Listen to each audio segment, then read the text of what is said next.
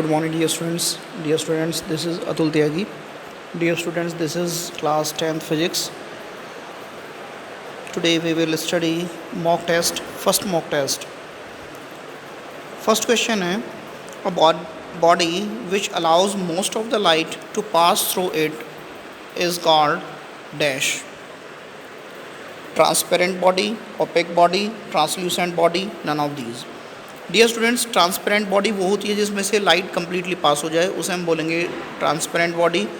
OPEC body वो होती है जिससे लाइट पास ना हो सके, उसे हम ओपेक बॉडी बोलते हैं।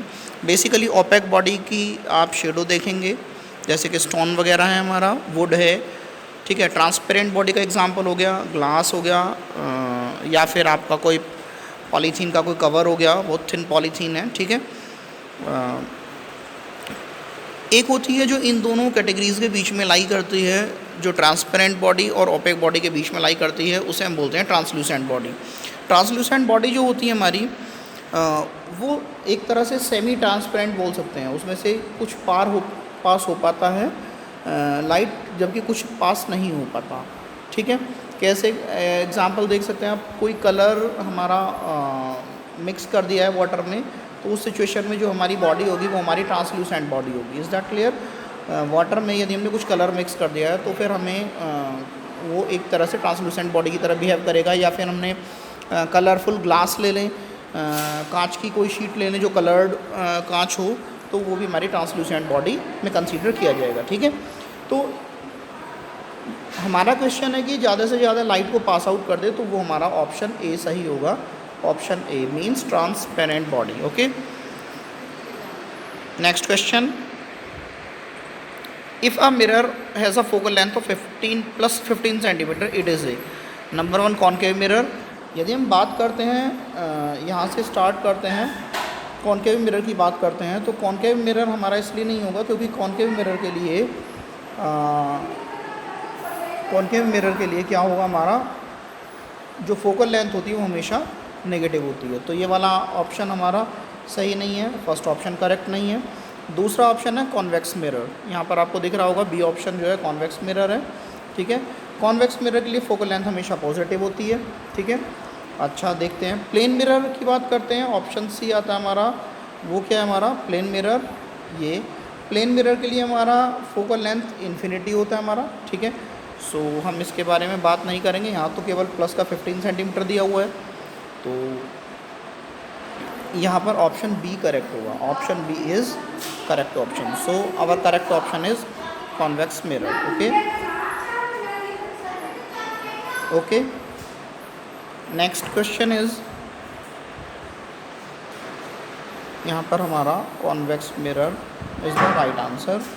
सो option B is the correct option, convex mirror.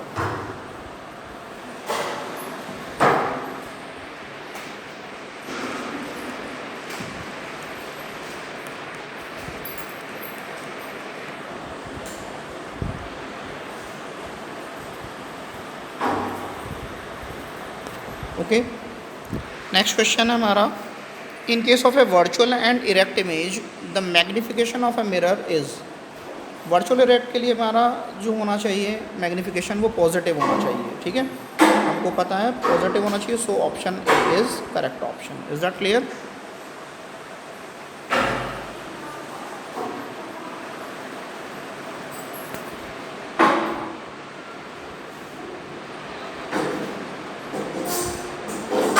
हालांकि यहाँ पर यदि मल्टीपल होता तो हम 1 भी लिख सकते थे, क्योंकि यहाँ पर भी हमारा वर्चुअल और इरेक्ट इमेज के लिए ये भी सही है। ऑप्शन ए और सी दोनों सही बैठते हैं, ठीक है। तो यदि ये दोनों दिए हुए हैं तो दोनों सही हैं, यहाँ पर कोई एक ही दिया हुआ होना चाहिए था। लेकिन यदि आप ऐसी सिचुएशन यदि आपके सामने क्रिएट होती है तो आप फिर प्रेफर करेंगे ऑप्शन ए को, ठीक है। वैसे दोनों ही सही हैं, क्योंकि यहाँ पर भी वर्चुअल इमेज बैठेगी और प्लस ओनली 1 का मतलब हो गया हमारा, ओनली 1 का मतलब हुआ हमारा +1, और +1 जो बनता है हमारा प्लेन मिरर में बनता है, ठीक है। मैग्नीफिकेशन +1 होता है हमारा प्लेन मिरर के लिए, ठीक है। शेविंग मिरर्स आपको पता होता है शेविंग मिरर, हमें शेविंग के लिए कैसे मिरर की रिक्वायरमेंट होती है? शेविंग के लिए हमें एक ऐसे मिरर की रिक्वायरमेंट होती है जो हमारे फेस को एनलार्ज शो कर सके, थोड़ा बड़ा करके दिखा सके, ठीक है, ताकि हम अपनी बियर्ड को क्लियरली क्लीन कर सकें, ठीक है। तो ऐसा कॉन्वेक्स मिरर के साथ नहीं होता, क्योंकि कॉन्वेक्स मिरर से हमेशा जो इमेज बनती है वो हमारी इरेक्ट बनती है और वर्चुअल बनती है, बट स्मॉल साइज़ की बनती है, ठीक है। प्लेन मिरर में इरेक्ट बनती है, वर्चुअल भी बनती है, बट वो इक्वल साइज़ की बनती है। कॉन्वेक्स मिरर में एक केस में हमारा जो इमेज बनती है वो एनलार्ज बनती है और वर्चुअल भी होती है, इरेक्ट भी होती है। वो कौन सा केस है? पोल और फोकस के बीच में जब कोई ऑब्जेक्ट रखा होता है, ठीक है। सो इसका आंसर है हमारा कॉनकेव मिरर, ओके। नेक्स्ट है हमारा the middle point of a mirror is called, जो हमारा कोई मिरर है, चाहे तो आपका वो कॉन्वेक्स मिरर हो, सॉरी कॉनकेव मिरर हो, ये कॉनकेव मिरर है हमारा, या फिर कॉन्वेक्स मिरर हो, ये हमारा कॉन्वेक्स मिरर है, या फिर प्लेन मिरर हो, किसी की भी बात करें हम तो बेसिकली इसे हम बोलेंगे उसका पोल, ये होता है हमारा पोल, इसे हम पोल कंसीडर करते हैं, जहाँ पर ये हमारा पोल हो जाएगा पी पी, ठीक है। सो पोल उसका मिडिल पॉइंट कंसीडर किया जा सकता है। सो सेंटर ऑफ स्फीयर को मिडिल पॉइंट कंसीडर नहीं करेंगे आप, ठीक है। यहाँ पर ऑप्शन ए करेक्ट है, दैट इज़ द पोल, ना ही सेंटर ऑफ कर्वेचर को कंसीडर करेंगे, ठीक है। नेक्स्ट क्वेश्चन है speed of light in vacuum is, आपको पता होता है speed of light in vacuum होता है हमारा 3 × 10⁸ मीटर पर सेकेंड, ठीक है। तो ऑप्शन हमारा ए करेक्ट है, ठीक है, ऑप्शन ए हमारा करेक्ट आंसर है। यहाँ पर इन्होंने कंफ्यूज करने के लिए बहुत अच्छा ऑप्शन दिया हुआ है बी, ठीक है। यहाँ पर -8 है, -8 में बहुत छोटी वैल्यू हो जाएगी, 3 × 10⁻⁸ बहुत ज़्यादा छोटी यूनिट हो जाएगी, ठीक है, मतलब छोटी वैल्यू हो जाएगी, 3 × 10⁻⁸ बहुत छोटी वैल्यू हो जाएगी। सेकेंड क्वेश्चन है हमारा a ray of light is deviated through an angle of 50 degree by a plane mirror, what is the angle of incidence. देखिए समझते हैं इस क्वेश्चन को, अच्छा क्वेश्चन है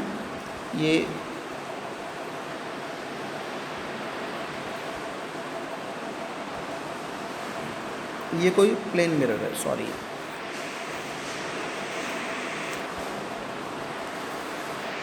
ये कोई प्लेन मिरर है, ठीक है।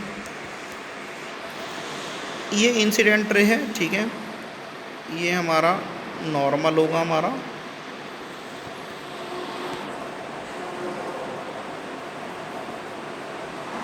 ठीक है, ये एंगल ऑफ इंसिडेंस होगा आई, और सेम एंगल बनाती हुई जाएगी, this is angle of reflection, वाह, ठीक है। अब ये टोटल एंगल जो है हमारा यहाँ से यहाँ तक का जो एंगल है, यहाँ से यहाँ तक का जो एंगल है टोटल, ये हमारा कितना है, हमारा ये 50 डिग्री है, दिस इज़ द 50 डिग्री, ये 50 डिग्री है, ठीक है। अब उसने पूछा है what is the angle of incidence, angle of incidence क्या होगा, इसका हाफ हो जाएगा, तो दैट इज़ 50/2 = 25 डिग्री। सो हमारा ऑप्शन बी इज़ करेक्ट।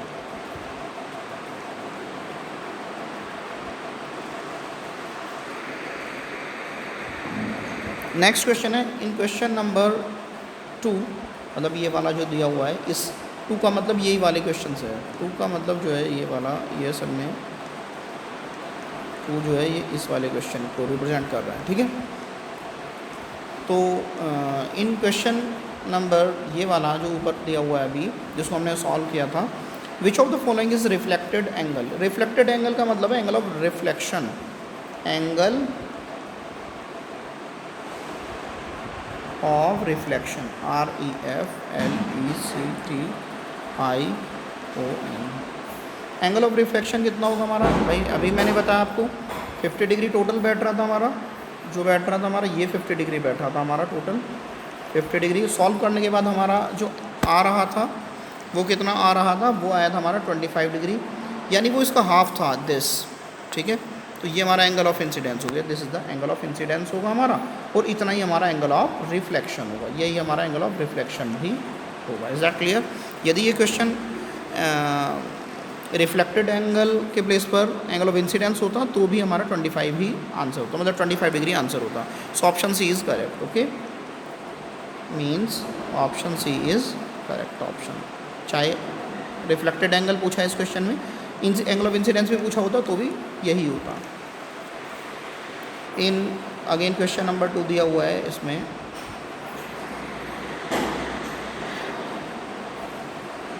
ये क्वेश्चन नंबर 2 का मतलब उसी वाले क्वेश्चन से था जो हमने पहले स्टडी किया है। ठीक है, in question which of the following is the angle between the mirror and the direction of incident ray. इस क्वेश्चन में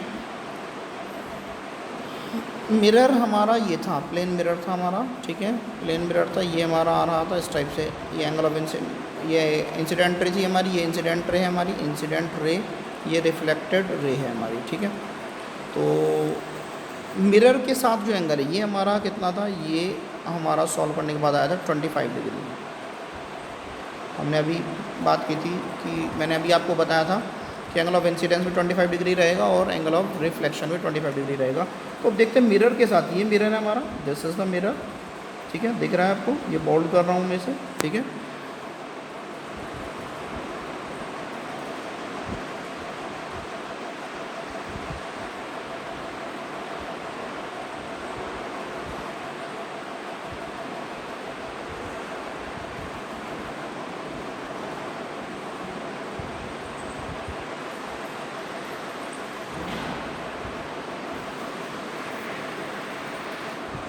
ये हमारा मिरर है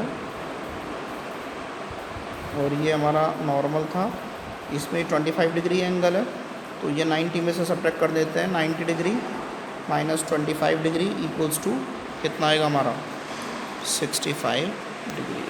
ओके,